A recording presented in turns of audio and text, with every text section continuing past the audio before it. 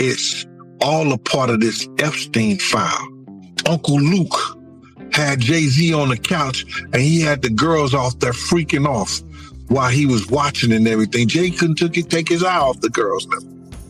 What do you think about Jeffrey Epstein was a CIA Mossad asset that was recruited and was doing a blackmail of her. We've got a headline that exploded without warning. And believe me, absolutely no one clocked this arriving. The latest drop of the Epstein files didn't merely lift eyebrows. It blasted shock ripples across the whole industry. And parked right near the top of those pages sits a name nobody expected to spot. Jay-Z. For years, murmurs have drifted around the corners about him. Soft accusations, uneasy tales, rumors folks were too scared to say out loud about his ties, and the way young people allegedly passed through his circle.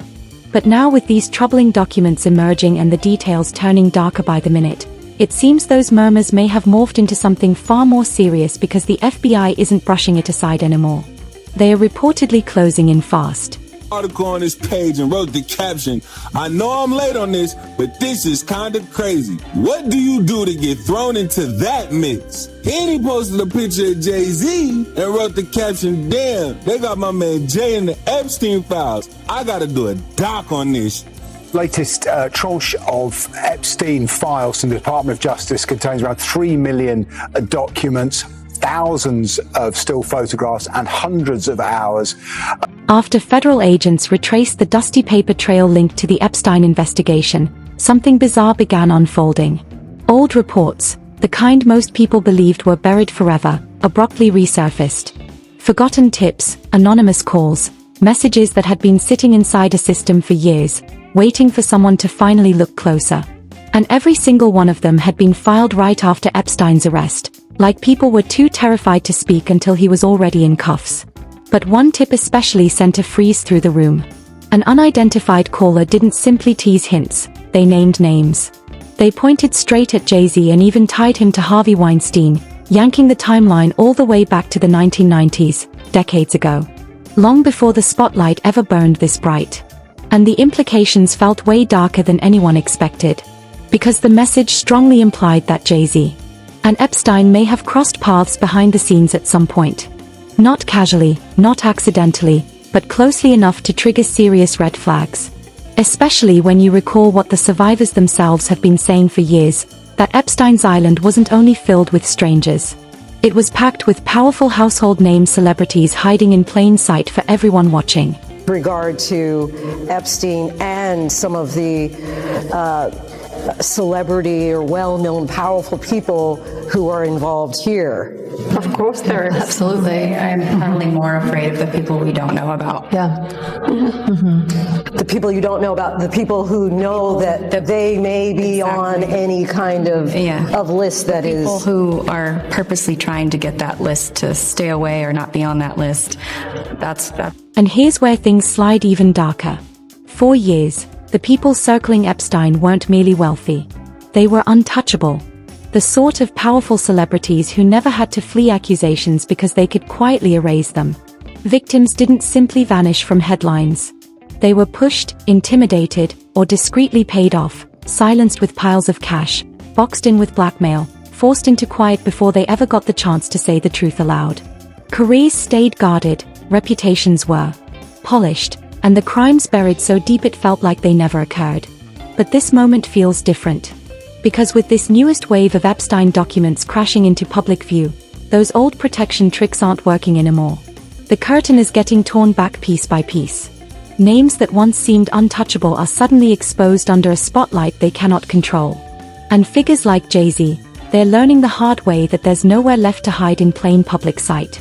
Had 3 victims that I've been working with, victims of the Carters, that were ready to come forward. This might help them feel a little more confident. Jaguar Wright has been louder than ever about all this, and she claims Jay-Z dodged real scrutiny for years, while insiders, according to her, already knew disturbing details. One allegation, though, stunned everyone. She alleges Jay-Z personally brought Rihanna into the country while she was still a minor. There's even old footage of Rihanna herself saying she felt pressured into signing a contract, which Jaguar insists wasn't guidance, mentorship, or opportunity, but calculated, deliberate, suffocating control all along, behind closed doors. Nervous. I was shaking literally. But the moment I walked into the office, the atmosphere was so warm and welcoming. And you had to sing a cappella for him? Yes, I had to sing. I sang Fun to Replay. I sang another ballad from the album last time. So then what did he say to you? He said something to you. Oh yes, he said, we don't sing songs here, we sing artists. And there was this little pause, and I was nervous. But then he said, and we're interested. And there was this sudden feel of relief. But then he said something about a window and a door or something. Oh, then he said, you did it homework. I did a lot of homework on you, this lady. He said, there are two ways to leave here, either through the door with the deal signed or through this window. Jaguar insists she was there when Rihanna first got signed, watching it all unravel in real time. And according to her, people couldn't stop murmuring about exactly how young Rihanna truly was. She says the concern wasn't subtle either. It was non-stop, like everyone saw it, but no one dared to challenge it out loud. She alleges Rihanna spent long periods surrounded by powerful adults, moving through rooms packed with industry heavyweights, yet without family nearby to protect her. And as the years passed and her fame exploded, Jaguar says Rihanna's circle quietly shifted. Old faces vanished. New handlers stepped in, and little by little, her world tightened until her career wasn't just managed, it was controlled. He was a kid at that time, correct? 15-year-old girl who had been flown to the United States without parental supervision or a chaperone, brought to a grown man's office in a large corporate Manhattan building. Everybody knew when she flew in. I was there the day she got signed. Everyone was talking about it, and the 6 hours that she spent with him, and the 4 hours that she spent alone with him with no parental supervision. Her father didn't show up to the next day to come and collect the check. Well, and this is her life.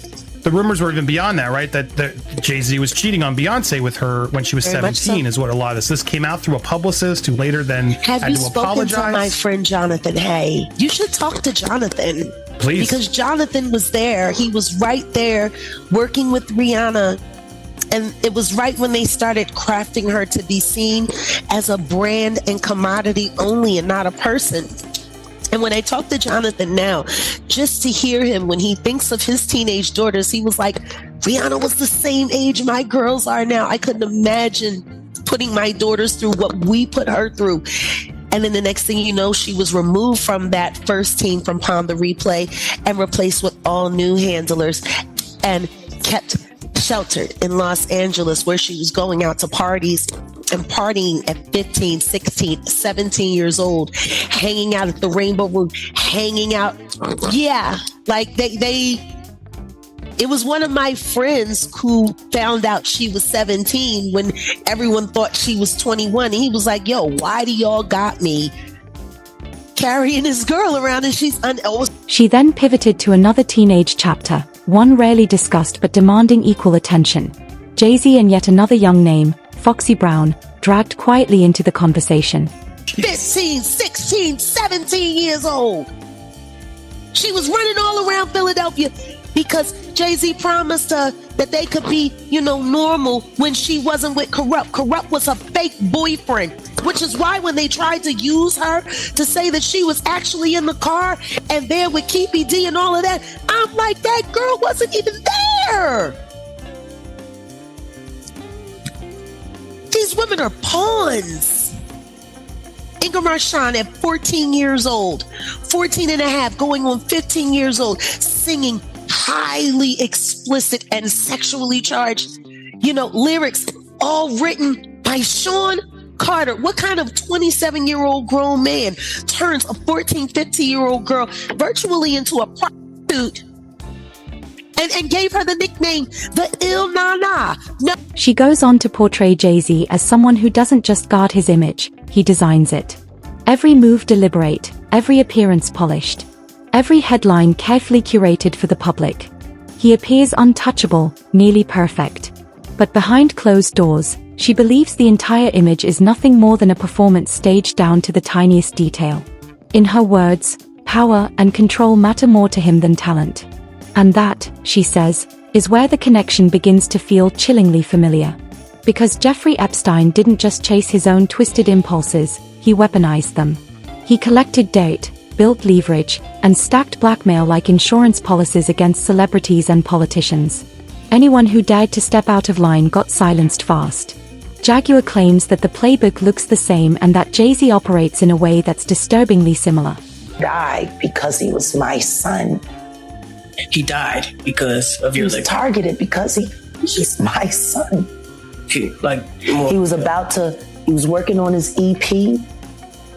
I bought Philadelphia for him so he didn't have to sign to a company because I knew what it was going to do. He interned at Rock Nation. And they approached him to sacrifice me.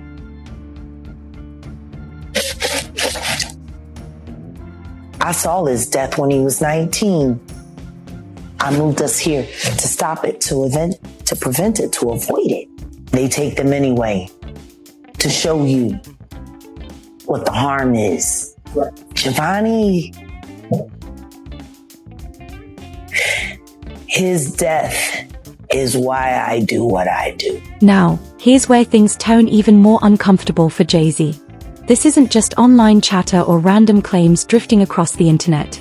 He's already been slapped with real lawsuits from women who say he didn't simply exploit them, but allegedly did it while they were still underage. And once those claims are printed in black ink inside court documents, it reshapes the entire picture. Suddenly, this isn't gossip anymore. It's lawsuits, real people, real accusations.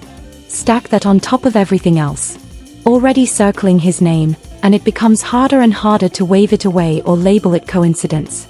The overlap starts feeling suspicious. The timeline begins lining up a little too neatly, and for many watching from the outside, ruling him out as someone connected to Jeffrey Epstein no longer feels so easy. Then another voice stepped in, pouring fuel on the fire. Gene Deal has recently come forward saying outright that the allegations surrounding Jay-Z aren't just noise. According to him, they're absolutely real right now. I told y'all a lot of stories. I told y'all about Jay-Z, how he was, and it ain't no allege. It ain't no allege. These little girls was from our block. These little girls was from our block. Miss Pleasant ran with them. They all ran together and came to parties and shit like that. You understand what I'm saying? And I'm going to let Miss Pleasant, I'm going to try to talk her into telling that story. So y'all bear with me when she come back. She going to see this, but I'm letting y'all know. And don't none of you moderators sit up there and text her and try to forewarn her. I'm going to try to tell her and talk about the situation because it's all a part of this Epstein file. You know, look at that situation where Uncle Luke had Jay-Z on the couch and he had the girls off there freaking off while he was watching and everything. Jay couldn't take his eye off the girls now. Gene Deal says the Epstein files may spell real trouble for powerful figures in music, including Jay-Z and others. He claims many stories people once mocked are suddenly beginning to line up with what is now spilling out publicly. You know, at that time, right, when he was messing with old girl, right, he had to be 30 years old. Oh no, well, he was in his late 20s, almost 30. No, he was 30. That nigga was 30. I know that nigga was 30 years old or better. Because I didn't know he was that old. He used to pull up on the block and pick us up. Like, this is the thing. Like, they were messing with each other. Like, they were locked in for 2 whole years. And... Well, Jay was locked in with a lot of people because I ain't gonna say that he was trying to get with Sugar. Oh, yeah. Okay, I could see that. Pretty girl. Yeah. He was trying to get with Sugar. I could see that. And back in the day, I ain't gonna speak on it, but... but what? But nothing. Because you ain't gonna speak on your friend, don't speak on my shit. Okay. And I ain't gonna tell it. Because you know I know, that you know that I know, that I know that you know, that I know what you don't play yourself, all right? All right. So now, what I'm trying to get y'all to see and what I'm trying to get y'all to say, I didn't lie when I told y'all this was messing with young girls. Yeah, he was. You understand what I'm saying? Yeah. And I did not lie. I know this for a fact. This wasn't no capping the whole 9 yards. Yeah. You understand? So now when these files come out and they start speaking about these cats and they sexapades and dealing with these young... Gene goes even deeper, yanking back the curtain on how the powerful truly move when their backs hit the wall. He says families with money and influence don't panic, they mobilize.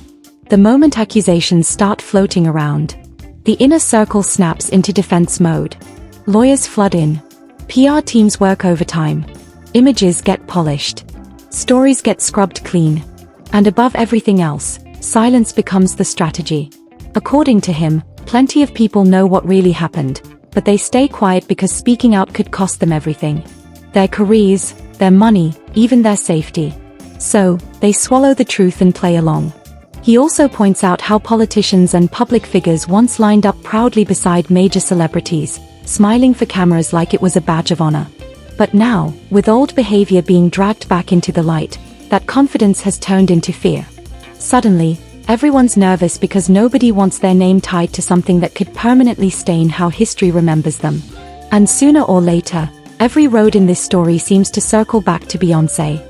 Beyoncé has always shared the same timeline about how she met Jay-Z, saying she was 18, that they built a friendship first, talked for over a year, and only then started dating. Legal, clean, straightforward. The official version has never changed. But not everyone buys it. Some industry insiders, including Gene Deal, hint at a very different story. One where Jay-Z was already much older, already close, already involved in her world long before she was grown.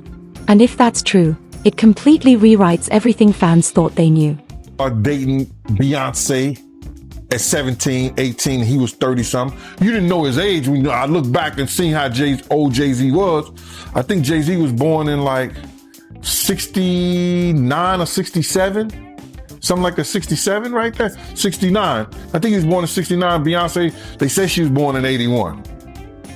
You understand? But back then, in 81, when we was in the club together, 98, 99, she wasn't even supposed to be in the club, but she was in the club. It was Club Eugene's. And Jay was dating her.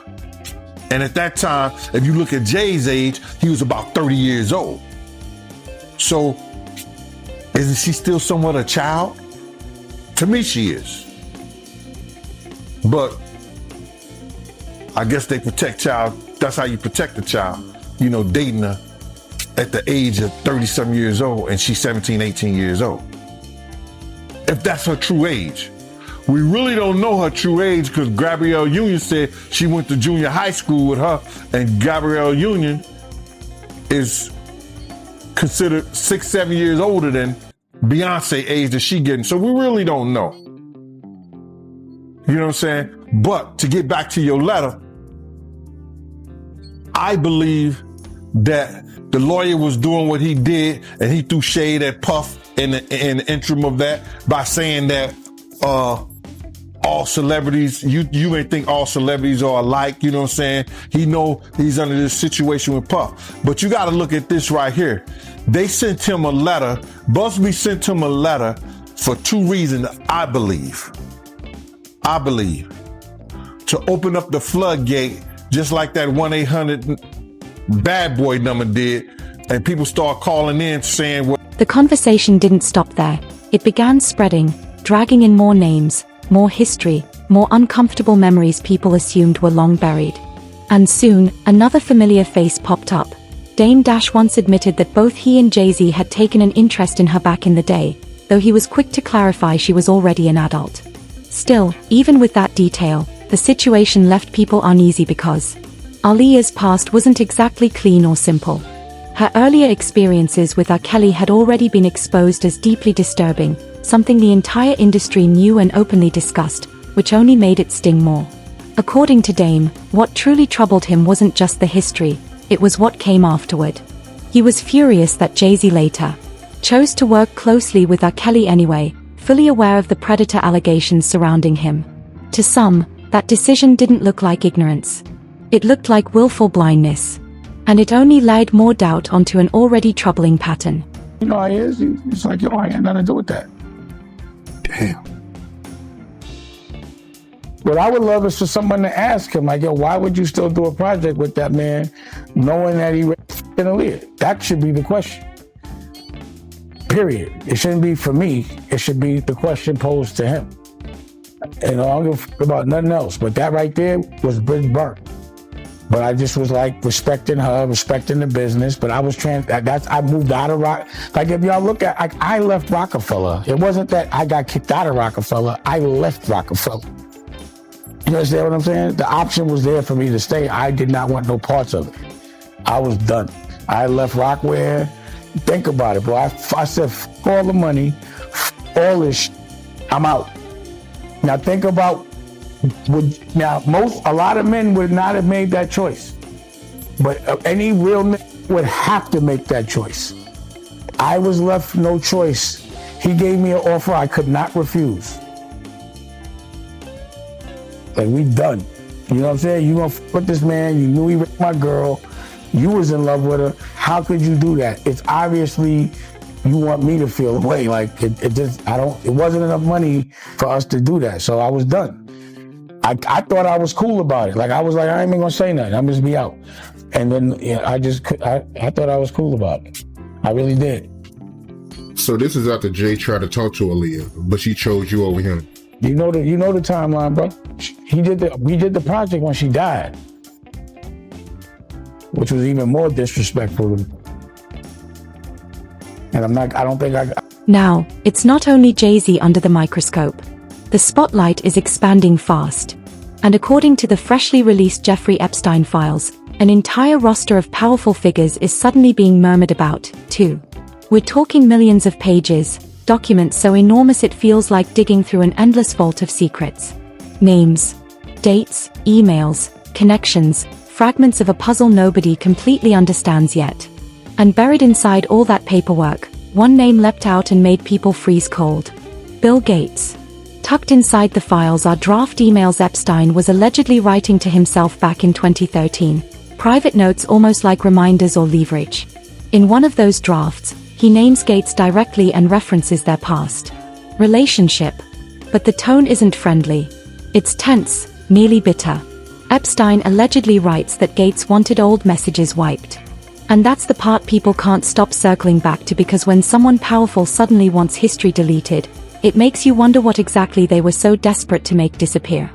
It said that Bill Gates wanted to get from him antibiotics to give to Melinda because he got syphilis or he got something. Damn. The clap, chlamydia, whatever he got. He got some sort of an STD from a prostitute. Do you think if she could have the choice between getting what did she get, $50 billion, or not getting the syphilis? Whatever she got. I bet it wasn't syphilis. It was probably the clap.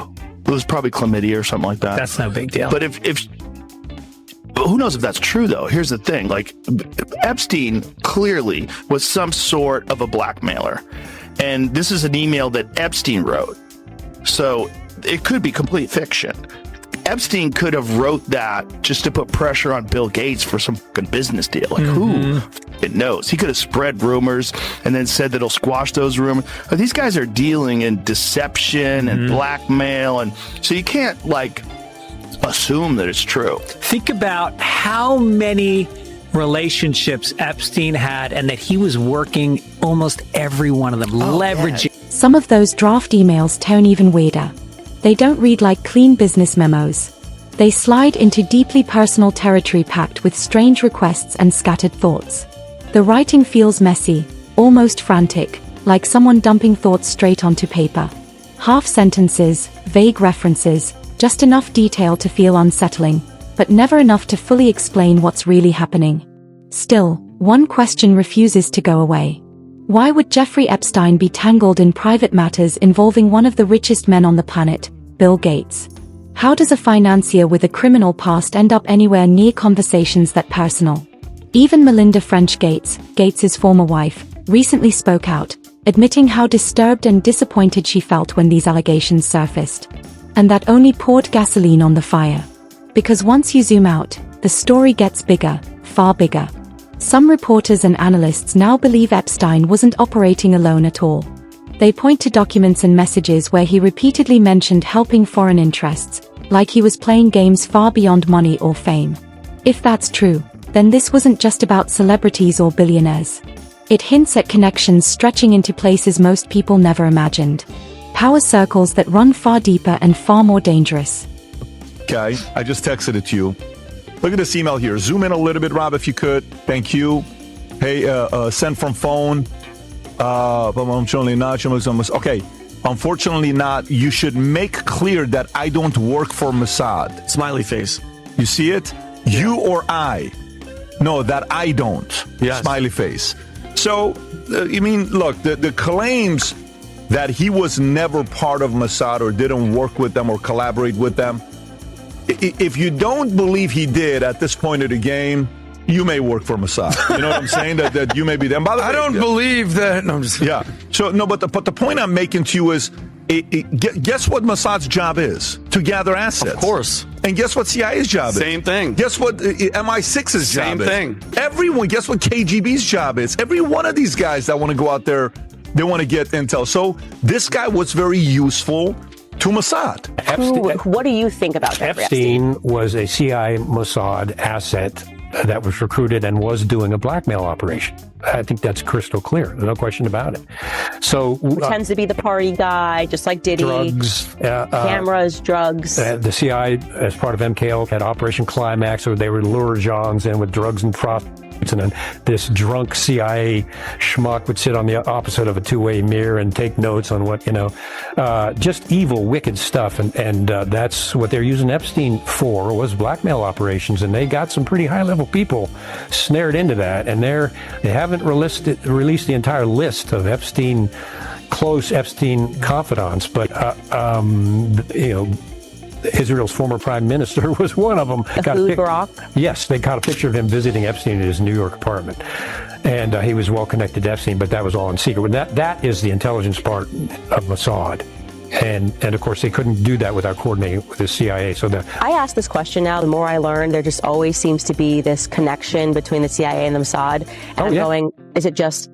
No. They're the same organization. I think the more you look back into history, and it's always somehow the CIA and the Mossad is there on the day that JFK gets shot. We learn about like MLK. We learn about 9/11, and everyone's going, okay, why does it seem like there's a union here, a marriage here? Mossad is like the sister of the CIA. They're joined at the hip, kind of like Siamese twins, and they use each other for intel and operations and things like that. They are extremely close and in an extremely sensitive relationship. Oh, yeah. And it totally explains what Epstein was doing. And also Ghislaine Maxwell's father, Robert Maxwell, when he died, and didn't he die rather mysteriously? I'm not sure. He fell off, he found dead off his yacht floating in the water. They claimed it was a heart attack. Of course. Just when he was coming under scrutiny for arms dealing and connections with the CIA and being a Mossad agent, actually a double agent with Mossad and KGB. All of a sudden he's found dead floating next to his yacht, and... happens all the time. Oh, yeah. It's just, just one of those things. See what a ton of Mossad agents, and I think a former prime minister of Israel attended his funeral. So it's like, guys, hey, maybe. It's like, they argue this wasn't random behavior, but part of a larger operation built on power, secrets, and control. Do you buy that conclusion? And do you believe Jay-Z will ever be held accountable for his Epstein connections? Drop your thoughts below and speak up.